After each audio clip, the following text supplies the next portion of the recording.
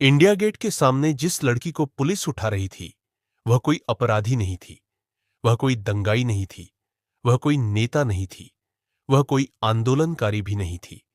वह एक साधारण सी लड़की थी, जिसने बहुत छोटी उम्र में एक भयानक अपराध झेला था, जिसने अपने पिता को हिरासत में मरते देखा था और जिसने सालों तक अदालतों के चक्कर लगाए थे। दिल्ली के बीचों बीच कैमरों के सामने वह बस एक सवाल पूछना चाहती थी, क्या इस देश में इंसाफ कभी पूरा होता है? लेकिन सवाल पूछने से पहले ही उसे वहां से हटा दिया गया और उसी पल देश के करोड़ों लोगों के मन में एक सवाल उठा, क्या उस लड़की को हटाया गया? या उस सवाल को? वह नारे नहीं लगा रही थी, वह हिंसा नहीं कर रही थी, उसके हाथ में कोई पत्थर नहीं था, बस एक तख्ती थी, न्याय की मांग।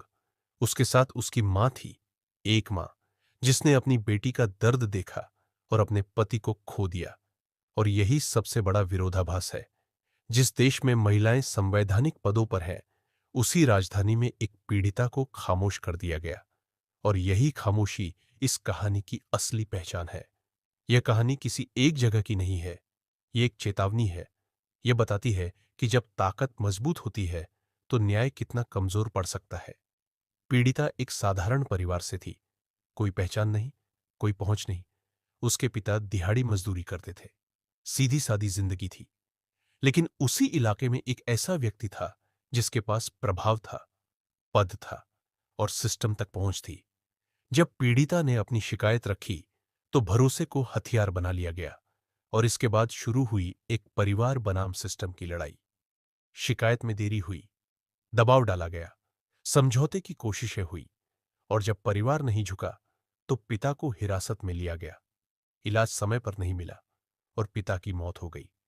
बाद में अदालत ने माना यह सिर्फ लापरवाही नहीं थी।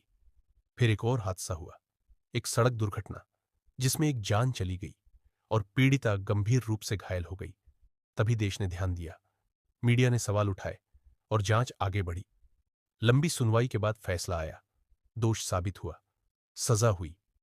देश को लगा शायद इस बार न्याय झुका नहीं, लेकिन कहानी यही खत्म नहीं हुई। कुछ समय बाद कानूनी प्रक्रिया के तहत सजा पर अस्थायी रोक लगी और यह फैसला कागजों में भले ही कानूनी था, लेकिन जमीन पर पीड़िता के लिए एक और डर बन गया। और उसी डर के बीच ठंड की एक सुबह वह लड़की फिर इंडिया गेट पहुंची। इस बार भी बिना शोर, बिना नारे, बस एक सवाल, क्या ऐसे अपराधों में न्याय अधूरा रह जाता है? और फिर उसे फिर हटा दिया गया। सबसे डरावनी चीज शोर नहीं होती, सबसे डरावनी चीज खामोशी होती है। क्योंकि जब सिस्टम चुप होता है, तो वह किसी एक इंसान को नहीं, ताकत को बचा रहा होता है।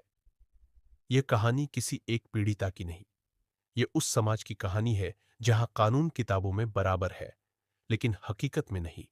और इसलिए इंडिया गेट की वह तस्वीर सिर्फ एक लड़की की नहीं, पूरे सिस्टम का आईना है। यह कहानी तब खत्म होगी जब ताकत और कानून एक ही तराजू पर होंगे।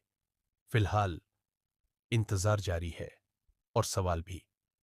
जय हिंद।